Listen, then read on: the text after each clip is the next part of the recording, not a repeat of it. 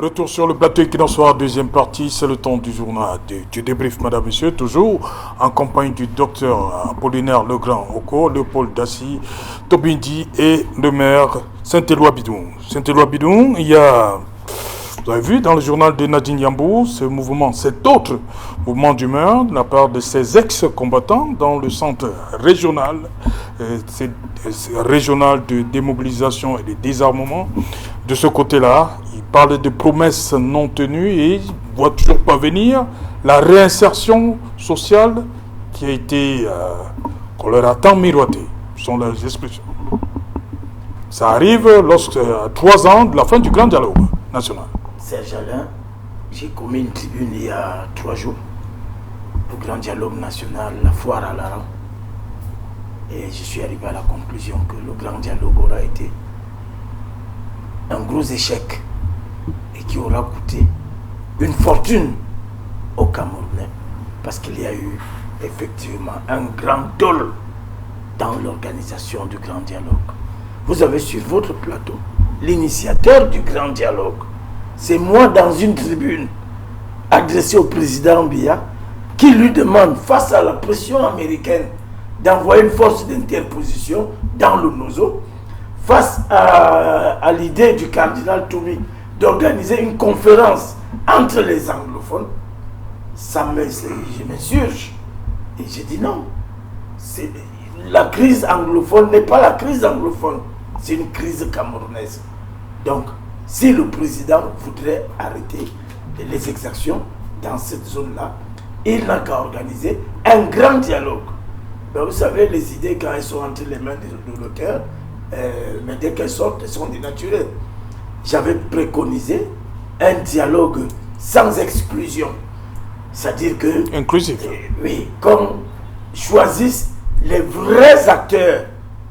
Mais, vous avez vu, on a pris les acteurs, d'autres, on les a muselés, d'autres sont en exil et autres. Et j'avais demandé au président d'organiser un grand dialogue où il n'y aura pas de sujet tabou. Or, le grand dialogue, les sujets tabous, on n'en parle pas. Alors, si vous prenez l'étymologie du mot dialogue, ça signifie quoi? C'est un échange entre au moins 2 personnes qui se voient, qui se parlent, qui s'écoutent. Ils ne sont pas obligés d'être d'accord.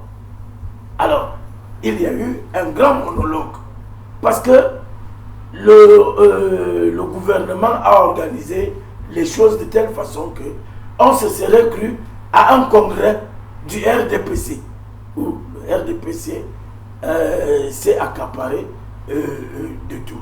Bref, pour ne pas aller loin, le grand dialogue aura été un échec. Et j'ai parlé de comédie. Ça a été un grand théâtre. Vous pensez vraiment que les vrais amazoniens peuvent venir sur un écran de télé à Equinox dire aux gens qu'on n'a pas respecté les engagements et ils rentrent encore en brousse et on ne l'est pas. Qu'est-ce que vous avez fait pour le grand dialogue? Il fallait la paix des cœurs. La paix des cœurs, vous n'y êtes pas parvenus. Il fallait arrêter la guerre. C'était pour ça qu'on a fait le grand dialogue. Qu'on a reçu 70 milliards que les gens se sont partagés. Donc, il n'y a pas, la guerre n'est pas finie. Les DDR qu'on a mis en place, est-ce que ça fonctionne? On parle de ça parce que le 3e anniversaire, c'est aujourd'hui. Mais après ça, qui s'en souvient? Personne. Non. Je suggère au président, une fois de plus, que un proverbe bêtis dit que si les claquements de mains passent de la symphonie à la cacophonie, on recommence. Il faut recommencer le grand dialogue. Cette fois-là, avec les vrais acteurs, il y a eu des erreurs de casting, des erreurs, moi je dis, c'est des fautes dolosives dans l'organisation du grand dialogue. On a écarté ceux qui étaient censés pouvoir être là pour parler de la paix. Qu'on invite tout le monde et qu'on parle de tout. Je ne sais pas pourquoi on n'arrive pas à débattre de la forme de l'État dans ce pays. On enseigne ça à l'université, que nos aînés comprennent que si à leur époque, on n'enseignait pas la forme de l'État, à notre époque, nous on a appris la forme de l'État et le fonctionnement des États et l'un par l'autre. C'est que la constitution du Cameroun elle-même est porteuse de solutions. Parce que, comme on dit en Béti, si tu as une querelle avec quelqu'un, il refuse de t'écouter, arrête-toi, écoute-le. Alors je demande au président de venir écouter ses enfants. Lui-même, vous ne pouvez pas organiser une assise de cette dimension-là sans vous impliquer personnellement. Puisque ce qu'il a envoyé, on a envoyé M. Atangandi là-bas, il est rentré avec la tête fendue, avec les cailloux. On a envoyé le Premier ministre, il y a eu des crépitements, on a vu comment il s'efforçait, soit à rentrer sous la table ou à se faufiler. Non, que le président comprenne que si cela n'était pas crédible, lui, il est encore crédible, qu'il vienne nous aider. D'ailleurs, il a tout intérêt à régler cette crise avant de quitter. Docteur Oko, sur ce mouvement d'humeur, ces jeunes-là qu'on dit avoir abandonné la brousse pour se retrouver dans ces centres-là, et ils ne comprennent pas que 3 ans après avoir séjourné dans ces centres, que de promesses non tenues. Est-ce que c'est encourageant? Ça encourage ceux qui sont encore votre formulation est intéressante quand vous dites que les jeunes, qu'on dit avoir quitté la bourse. J'apprécie ça. Parce qu'en fait, c'est les autres qui disent qu'ils ont quitté la bourse. Oui. Donc, je voudrais seulement faire la remarque que, une fois encore, nous sommes dans une entourloupe. Hein. Tout à l'heure, monsieur le maire, Saint-Ola Bidon, a fait un tableau clair de ce qui s'est passé. Nous avons désormais l'information de 70 milliards, parce que moi je n'avais pas l'information. Nous savons désormais qu'en 2019, c'est 70 milliards qui ont été consumés pour assister au théâtre qui a eu lieu, où les gens se sont parlé à eux-mêmes. Il y a une image qui m'a frappé lorsque l'on préparait ce grand dialogue-là, c'était de voir que lorsqu'on présentait les délégations qui venaient de nos régions, de nos 10 régions du pays, vous avez des gouverneurs en tête de délégation. C'est une image qui est une transgression de la légitimité. C'est-à-dire qu'on veut nous faire comprendre que la délégation de l'Est, qui est supposée avoir un message lors du grand dialogue national, elle a pour chef de file un fonctionnaire nommé par décret, qui est arrivé un jour et qui repartira, qui n'a donc aucun socle de légitimité. C'était déjà ça, les annonces de ce que cette histoire-là, ce sera un machin. Je suis désolé de le dire. C'est-à-dire qu'on prépare, c'était quelque chose pour donner l'impression, faire semblant de. Et comme il a dit, on s'est parlé à soi-même. Parce que vous ne pouvez pas avoir des gens qui se revendiquent être des leaders de cette contestation armée-là, notamment des prisonniers qui sont à la prison principale. Vous les laissez de côté, alors qu'ils revendiquent. Ce n'est pas des gens qui s'assument. Vous les laissez pour créer vous-même vos propres interlocuteurs. Ça ne pouvait qu'échouer. Ça ne pouvait qu'échouer. Et nous sommes aujourd'hui, comme il a dit, à 3 années, il n'y a toujours rien. Je prends un autre exemple. On a promis lors de ce dialogue qu'il y aurait mis en forme, enfin, il y a eu le décret qui a suivi le dialogue qui parlait du statut spécial. 3 années après le grand dialogue, on n'a toujours pas le contenu. Aucun Camerounais ne peut vous dire ce qu'il y a dans ce statut spécial. Si ce n'est pas de l'esbrouf, qu'est-ce que c'est? Est-ce que les gens qui font ça ont vraiment à cœur de résoudre ce problème? C'est la question qu'il faut se poser. Parce que si les gens sont préoccupés par la maison Cameroun, et le sont véritablement, ils vont dire, qu'est-ce qu'on fait? Qu'est-ce qu'on fait? On ne procède plus par délégation, délégation au Premier ministre qui n'a aucune légitimité, à d'autres membres du gouvernement qui n'ont aucune légitimité. On prend le taureau par les cornes, c'est-à-dire que le président en fonction prend ses responsabilités et s'assoit sur la table avec des personnes qui ne sont pas ses laudateurs. C'est-à-dire, vous acceptez d'entendre quelqu'un qui a un message dissonant. Oui, parce qu'il y a au moins le bénéfice du dialogue. C'est-à-dire que même si après, il n'y aura pas de tsunami après, parce que vous avez l'impression que les gens ont le grand dialogue comme c'était une élection présidentielle, au terme duquel, de ce dialogue-là, il y aurait, c'est pas trop un changement de régime. Non, c'est juste que les gens vont s'exprimer et les gens vont au moins se libérer. Et il y a de la pédagogie, il y a de la thérapeutique à exprimer sa position, même si après n'est pas accepté. Donc vous avez donc vu que les gens sont parlés à eux-mêmes, résultat des courses, on n'a rien. Ce que nous voyons là, ce n'est qu'un symptôme parmi tant d'autres. J'ai pris l'exemple du contenu le contenu du statut spécial qui n'est pas connu jusqu'aujourd'hui. Alors que l'épicentre du grand dialogue, c'était le NOSO. Mais on ne connaît toujours pas ce qui sera dans le statut spécial qui est supposé être donc la grande panacée trouvée par le régime du RDPC pour résoudre le problème. Il n'y a rien eu de tout ça, mais M. Paul Biya nous a appris qu'il est, quelques jours seulement après, qu'il est allé rendre compte, l'expression de la chaîne de lui, à M. Macron de cela. Tout ce sont des choses qui, lorsqu'on est Camerounais, qu'on est attaché à son pays, qui bouleversent.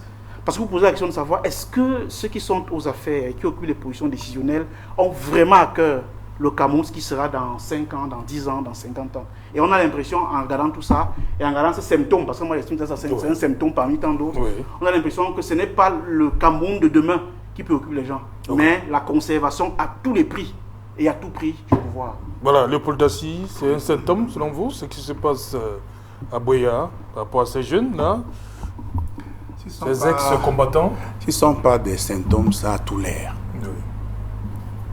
Moi, je me souviens que lorsque le président de la République lançait le DDR du Cameroun, il a dit clairement que le but, c'était de déradicaliser les jeunes gens qui avaient pris les armes contre la République. Bon, maintenant, quand je suis l'actualité, là, on nous dit que ceux qui sont passés par ce sang-là 3 ans après, sont en train de dire ce qu'ils ont dit là. Je ne vais pas répéter ça ici. Ça fait mal. On se demande, dans le processus de déradicalisation de ces gens, qu'est-ce qui était au programme? Quelle est la technostructure qui est mise en place pour qu'ils entrent, ils ressortent étant déjà devenus des citoyens normaux? Ça, c'est un questionnement qu'il ne faut pas. Et si ce n'est pas le cas, il faudrait donc que le Cameroun, dès à présent, avec ce centre-là, revienne à reformuler son école pour déradicaliser les jeunes gens. C'est des choses simples qu'il faut le faire. Deuxième chose, pour revenir au grand dialogue. Monsieur le maire, un monologue, tout à l'heure, le docteur Kola repli, mais je pense qu'il faut dire peut-être autrement, qu'il faut poursuivre et continuer le dialogue. Et moi, à ce moment-là, je dirais ceci. Vous dites qu'il faut poursuivre? Oui, je sais pourquoi. Monsieur le maire dit qu'il faut recommencer. Qu'importe, le contenu peut-être que ça peut changer, le contenu peut nous rapprocher. Je veux dire que nous avons tenu une grande messe à Yaoundé. Mais posons-nous des questions. Le Paul Dassy, c'est pas Noudin ce qu'il dit. Il dit qu'il faut recommencer. J'ai compris ce qu'il a dit. Il dit qu'il manquait des acteurs. Vous dites qu'il faut continuer. Avec les mêmes acteurs? Non, pas du tout. Voilà. On peut changer ça. Donc je peux revenir là. Oui, ça veut dire que sur la base de ce qui a été déjà mis sur place, on peut avancer en améliorant. Voilà ce que je veux dire. Regarde bien, si tu me permets, au niveau des acteurs, bien sûr, qu'il y a des acteurs qui étaient dans la salle pour faire le flonflon. On connaît. D'ailleurs, à l'époque, on a tiré au messager que c'était le pétard mouillé. On l'a dit. Donc, c'est pour dire que c'est sur cette affaire, il faut changer de cadre maintenant s'il faut poursuivre. C'est une grande messe. Non. Il faut rapprocher cela à Bamenda, à Buea. Où le cardinal Toumi voulait commencer. Je ne sais pas si c'est... Par exemple, ça veut dire qu'il faut tenir, s'il faut avoir des grands dialogues maintenant, il faut rapprocher de la base. Mais on nous dit que chaque jour qu'il y a la paix, je veux croire ça. Mais les gouverneurs habitent les régions. Mais on peut déjà aujourd'hui se rapprocher de la base pour mieux comprendre, faire venir sur la table, ça veut dire les chefs traditionnels, ceux-là pour ceux qui sont encore dans la zone. Parce que si on reste chaque jour à nous faire comprendre que non, écoutez, on va faire le grand dialogue, mais est-ce que ça concerne Yaoundé seulement? Le problème est à Buea, le problème est dans le sud-ouest, dans le nord-ouest. Et ça, la question. Troisième chose qui nous dérange, rassurons-nous qu'au grand dialogue, tous les Camerounais n'étaient pas unis et d'une même voix sur ce qui se passe dans le nord-ouest des régions. C'est à l'Assemblée que je l'apprends. Lorsque le président de la République a mis sur place le projet présidentiel de développement des régions du nord-ouest et du sud-ouest. Le PPA. Mais bien sûr, le grand nord a dit que, mais écoutez, et l'extrême nord, on fait quoi de ça? C'est clair que là-bas, ils disent que, mais écoutez, il ne faut pas seulement parler du grand dialogue pour le nord-ouest et le sud-ouest, mais il faut nous intégrer. Voilà des problématiques qu'il ne faut pas faire semblant de voir. Alors que nous voyons chaque jour ces problématiques-là, qui sont claires aux yeux de tout le monde. Ils l'ont dit, c'était unanime. Que ce soit de l'opposition ou soit du RDPC, tous les députés étaient unis sur cette voie-là. Je dis ici, je ne trahis rien. Mais pourquoi nous voulons faire comme si on ne le voyait pas? Et puis, il faut que les... Je pense que lorsque je regarde ce qui se passe dans les deux régions du nord-ouest et du sud-ouest, j'ai l'impression, pour le dire clairement, le problème aujourd'hui, ce n'est pas la remise en cause forcément des autorités, mais je pense que c'est ce qui est appréhendé là-bas comme un double langage et de trahison, en réalité. Ça veut dire que par les faits d'armes sur le terrain, quand vous discutez avec les positions sur la base, vous avez l'impression que les résultats donnent à croire ou à penser à la population que si depuis 3 ans on est seulement à ce niveau, ça veut dire qu'il y a question de sincérité qu'il faut remettre en cause. Et clairement, il faut le dire de cette manière-là. Donc pour finir, je crois que la paix peut venir, la paix est possible, mais ne l'oublions pas. Tant que les instruments qui devraient être là pour faire la paix, comme le DDR, comme la commission Moussongue, comme tel autre et tel autre, tel que nous serons en train de faire comme on l'a demandé de faire, sans tenir compte des objectifs visibles et palpables à temps, et se remettre en cause, on va rester sur place. Moi, je le dis, et c'est une des choses, j'ai l'impression que de plus en plus, plus de temps passe, plus de gens sont radicalisés sur le terrain. Plus ça passe, plus les gens se radicalisent sur le terrain. Et on nous fait croire que non, écoutez, c'est en train de finir. Je dis, les gens se radicalisent au fur et à mesure que le temps passe. Je ne suis pas en train de dire que je suis pour ou contre. Lorsqu'on a le grand dialogue, aujourd'hui, le président, le sultan Mombo, j'ai aujourd'hui de regretter, mais moi, a dit qu'importe le nom qu'on donne, le contenu, le nom n'importe à rien. Le gouvernement, on aurait pu dire que le statut aujourd'hui, c'est le fédéralisme, que personne n'aurait crié par rapport au contenu qui est. Okay. Mais pourquoi ne pas dire fédéralisme? Qu'est-ce qu'il fait maintenant ça? Tobindji, sur cette situation, 3 ans après la fin du grand dialogue national, qui a suscité un certain nombre d'espoirs, 47 recommandations au finish. Aujourd'hui, qu'on en voit encore des jeunes qui parlent de promesses non tenues. Ces jeunes-là qui, on va jamais cesser de le dire, ont déposé les armes. Parce que dans le discours du président, depuis 2016, il appelait depuis 2017, lorsque le conflit devient armé, il appelle les jeunes à sortir de la bourse, à déposer des armes. Mais là, on a des jeunes qui ont déposé des armes, mais ils disent que c'est une autre réalité qu'ils vivent dans ces centres.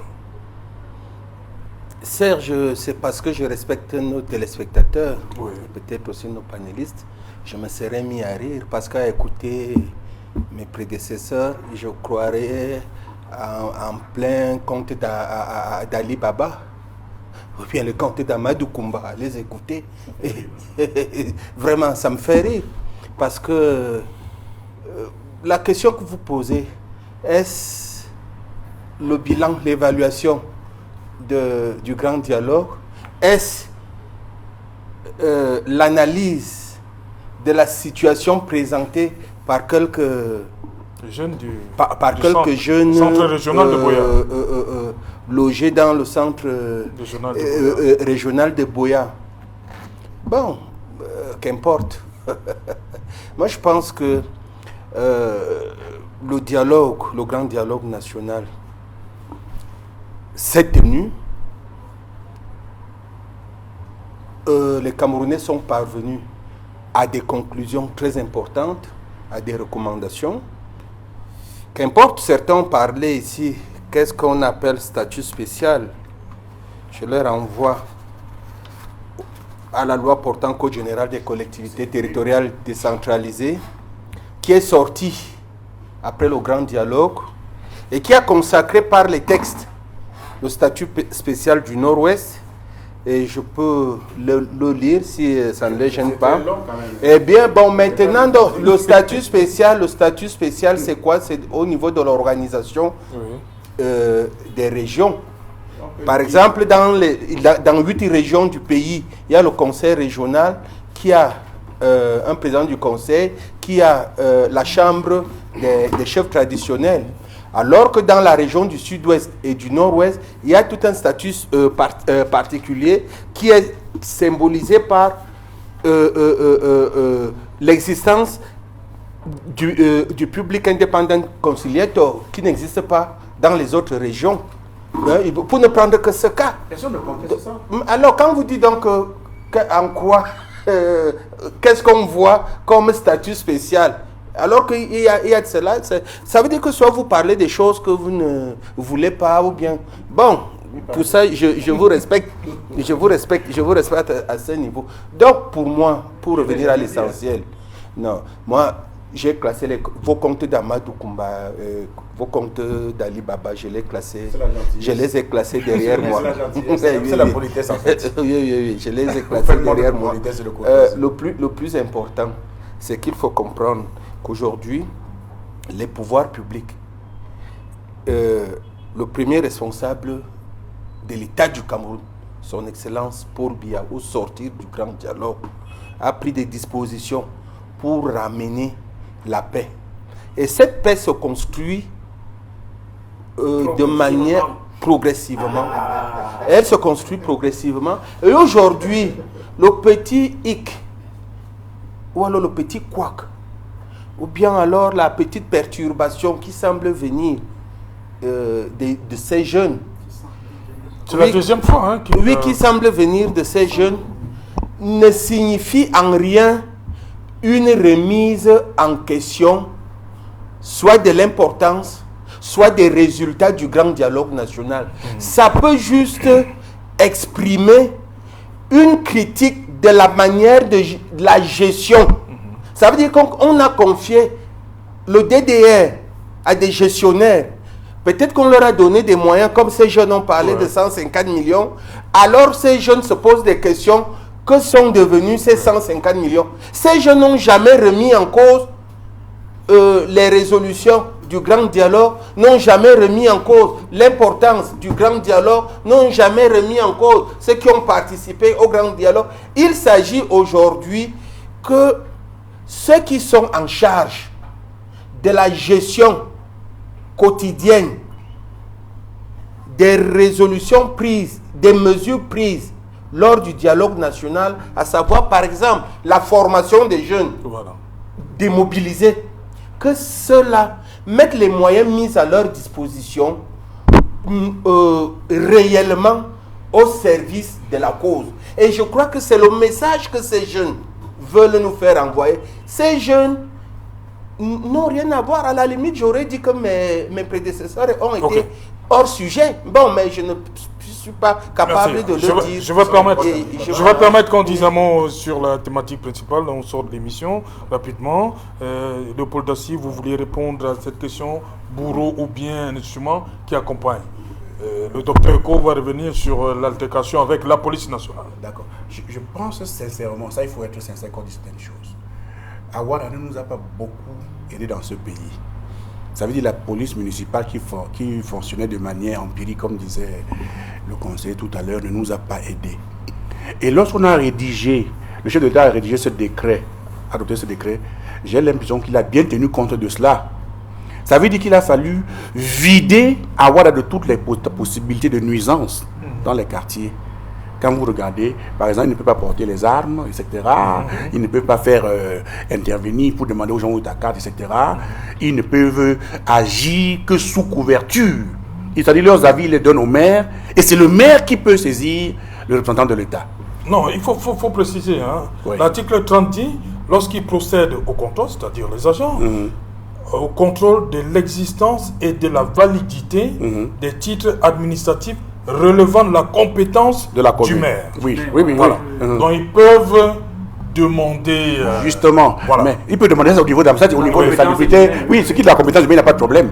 Mais je parle de ce qui est de la compétence concernant la police nationale, ce que je suis en train de dire.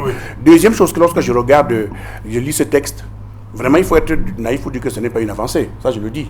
Mais la question maintenant qui me froisse, qui m'intéresse. Il faut être essentiellement de mauvaise foi. Merci, monsieur le maire. Ce qui m'intéresse dans ça, c'est qu'il faut dire quoi? C'est qu'en même temps, et je l'ai dit tout à l'heure, lorsqu'on demande à la police municipale de mener des services de sécurité et de l'ordre public, au niveau des 5 grandes fonctions qu'on donne là, ça veut dire qu'il y a la sécurité, l'ordre public, la salubrité et... Assurer le bon ordre, la sûreté, la tranquillité, la sécurité. Voilà. Lorsqu'on demande cela, parce que la sécurité c'est l'action coercitive qui demande la force. Et dans un autre niveau, on dit que non, il ne doit pas faire usage de la violence. Bon, et là, je comprends. On s'en mêle un peu les choses. Je comprends. Non, c'est pas mêlé. C'est bien, c'est à dessein. L'État ne veut pas partager la sécurité du territoire avec quiconque. Ne veut pas. Ce n'est pas seulement au Cameroun. Hein. Les États du monde n'aiment pas sous-traiter la sécurité. La puissance publique en rôle de l'État, on n'aime pas partager. Vous avez vu dans d'autres pays où il y a eu, où la police municipale avait des armes, on sait ce que ça a donné. Ouais. Au Congo, tu as dit tout à l'heure, monsieur le maire, ils sont en milice. Donc l'État s'arrange à ça. Hein. Donc pour moi, lorsque je regarde aujourd'hui, je lis ce décret, c'est une avancée. C'est une avancée. Mais seulement au niveau des conseils des communes. Il faut nécessairement encourager les maires qui sont dans le besoin d'avoir une police municipale et non de les combattre. Ok. J'ai pris l'exemple, je vais prendre l'exemple pour sortir rapidement. J'étais à la commune de Fumban. Madame Patrice Tomanino Damja, qui est maire de Fumban, a mis sur pied une police municipale qui fonctionnait. Je l'ai vu. Mais allez un jour, bon, il peut le faire les journalistes, lui demander les difficultés qui ont été les siennes lorsqu'il a fallu mettre en place cette police municipale, qui avait déjà une tenue, qui n'avait pas d'armes, mais qui avait les petits moyens pour la sécurité de la circulation routière, pour l'aménagement des voies, comme on nous a dit tout à l'heure, mais c'était difficile. Donc de ce niveau-là, il faudrait que les représentants de l'État, qui dans le cas d'espace est le préfet, laissent les mains libres aux maires pour travailler, aux besoins les accompagner. Ok, voilà, Dr Oko, article 5, les agents chargés de la police municipale ne se substituent pas aux forces de l'ordre, aux forces de maintien de l'ordre et de sécurité. Ils ne peuvent faire usage de la force ni exercer de contraintes sur la population. Je m'arrête à la population. Mais je crois, sous réserve de cas de légitime défense. On va sortir de la population. Mais on a vu à Douala sur les forces des fonctionnaires de police. Je crois que après le texte du président du 9 août. Nous sommes le 23 septembre. Le cas que vous relatez, je n'ai pas tous les éléments de cette agression-là, mais le cas que vous relatez, si les faits sont avérés tels que vous le présentez, à savoir qu'un membre de la police nationale a été brutalisé par des éléments et séquestré, comme vous dites, par les membres d'une police municipale, c'est grave. C'est grave déjà sur le plan du code civil, avant même de voir qu'il s'agit en fait d'un dépositaire de l'autorité publique. Oui, la police nationale. Le policier est un dépositaire. Est-ce que c'est le fait qu'on utilise la police des deux côtés? Je ne sais pas, mais dans tous les cas, si vous avez un policier en face de vous et qui a un uniforme, c'est-à-dire qui est, comme je l'ai dit, dépositaire de l'autorité publique, vous n'avez pas à vous rendre justice, vous n'avez pas à porter main sur lui, vous n'avez pas à porter atteinte à son intégrité physique. Donc, cela, quand vous le faites. En fait c'est ça que parle l'autorité publique. C'est-à-dire que ce n'est pas le bonhomme qui a 25 ans, qui a 35 ans qui est devant vous. C'est l'État, c'est le visage de l'État seulement qui est devant vous. Et donc, l'avoir fait, déjà pour tout citoyen, l'embarquer, l'amener, aller pour tout citoyen, déjà, c'est un problème. Mais que ça se fasse encore par des agents communaux ou alors des agents d'une police municipale, c'est encore plus grave. Et je crois que ça donne là la mesure de l'état psychologique de certains. Bon, on dira que c'est un cliché, mais c'est peut-être révélateur, comme j'ai dit. Ça donne la mesure de l'état d'esprit de ces personnes-là qui, parce qu'elles abordent, j'allais dire abusivement, le terme de police municipale, pensent que désormais, elles aussi, elles peuvent faire ce qu'elles veulent. C'est des gens qui pensent qu'ils peuvent embarquer un policier, embarquer une maman, comme j'ai encore dit, avec ces produits vivriers là, alors son piment, voilà, exactement, ou bien son zoom, qu'elle vend depuis des décennies pour élever ses enfants. Donc il faudra, à mon avis, et ça c'était peut-être un préalable, une formation. C'est prévu par le texte. Oui, mais c'est prévu, vous savez, Alain, il y a tellement de choses au Cameroun qui sont prévues. C'est pour ça que je ne suis plus des Camerounais qu'on peut convaincre en agitant un texte. Non, je suis désolé. On a tellement été abusé dans ce pays avec les textes. Et souvent, on les prend et on théorise la progressivité dans la mise en œuvre. Donc, du coup, dans un débat utile pour les Camerounais, on ne dit pas aux Camerounais, il y a tel texte qui dit ceci. Non.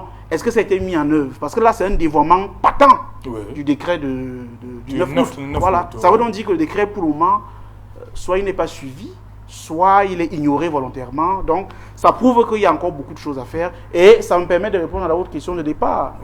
Est-ce qu'on a observé un changement avant le 9 août? Je n'ai pas l'impression qu'on a observé un changement. Je n'ai pas un seul fait patent, matériel, qui me permet de dire que ce décret a commencé à produire des effets matériels. Je n'ai pas un seul cas en ce qui me concerne. Merci, Dr Oko. Voilà, monsieur le maire, vous allez conclure. Voilà, votre mot de la fin, Tobiti. En ce qui concerne l'organisation, le fonctionnement de la police municipale, moi je pense que je l'ai dit, ce décret du président de la République, en application des dispositions du Code général des collectivités territoriales décentralisées, est venu sortir l'organisation, le fonctionnement de la police municipale du cadre empirique dans lequel la police évoluait, pour en faire désormais un instrument de développement de modernité, un instrument de développement moderne. Et comme dans toute œuvre humaine, il y a livré dans le bon gré. Donc, il reste maintenant à ceux qui gèrent, aux principaux responsables, d'abord au maire, de donc, sortir. Donc vous comprenez comment ce qui s'est passé à Douala, que des agents embarquent un fonctionnaire de police? Je comprends, puisqu'il y a des abus vous qui dites sont... Il y a des abus qui sont perpétrés partout. C'est pour ça que je vous dis qu'il revient donc maintenant à ceux qui sont chargés de la gestion de ces structures, de ces polices municipales, de prendre leurs responsabilités et d'assumer leurs responsabilités conformément aux dispositions légales et réglementaires en vigueur. Et moi, j'ose espérer que lorsque les maires, les conseils municipaux s'approprieront les différents textes qui régissent l'organisation, le fonctionnement de la police municipale, il y aura une symphonie entre la population et cette police municipale. Et ce sera pour le bonheur des populations, et ce sera une victoire. Et ce on a comme l'impression que les policiers sont là, sera une victoire, parce que c'est ça qui gêne mon ami docteur, et ce sera une victoire éclatante de celui qui a inspiré cette loi et ces décrets, à savoir le président Paul Biya, et les Camerounais lui en seront reconnaissants. Docteur, monsieur le maire Saint-Éloi Bidon, pour terminer cette émission et sur cette affaire, la police municipale. D'abord, je voudrais dire à mon frère Tobindi, vous savez, le RDPC, de plus en plus, les gens s'en vont. C'est à cause de cette manière pédante de parler aux téléspectateurs. Non, vous ne pouvez pas rire. Il y a des gens qui meurent. Il y a des gens qui sont morts, qui continuent à mourir, pendant qu'on nous a rassuré que le grand dialogue va nous amener vers la paix. Il n'y a pas eu. Non, c'était juste. Laisse-moi venir. Laisse-moi venir. Ok. Laisse-moi venir.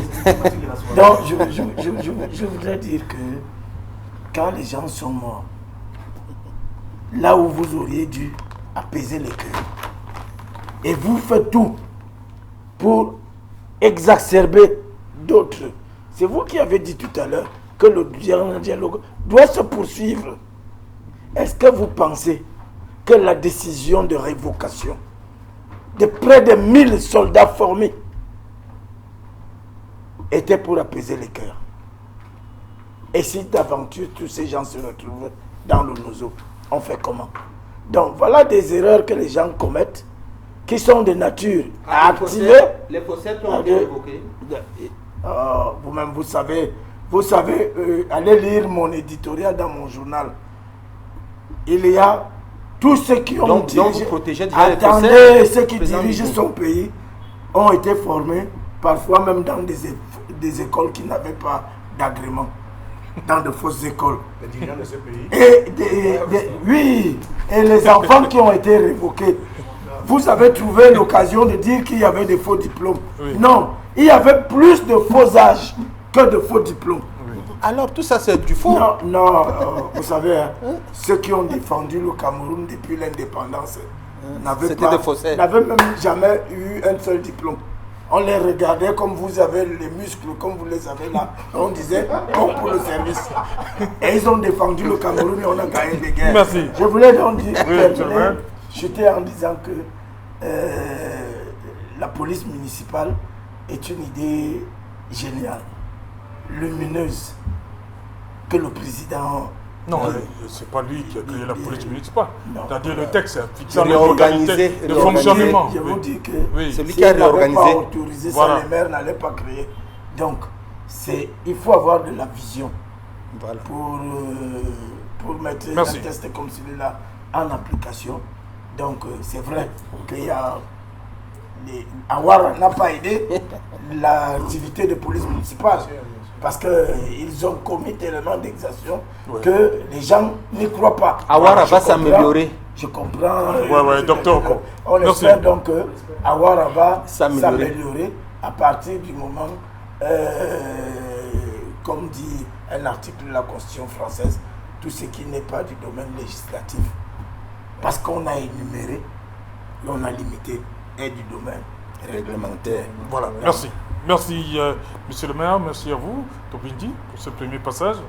Merci, je suis de retour. Ok, voilà, merci. Le message est passé. Merci, le Paul. C'est avec un plaisir qu'on est là chaque soir.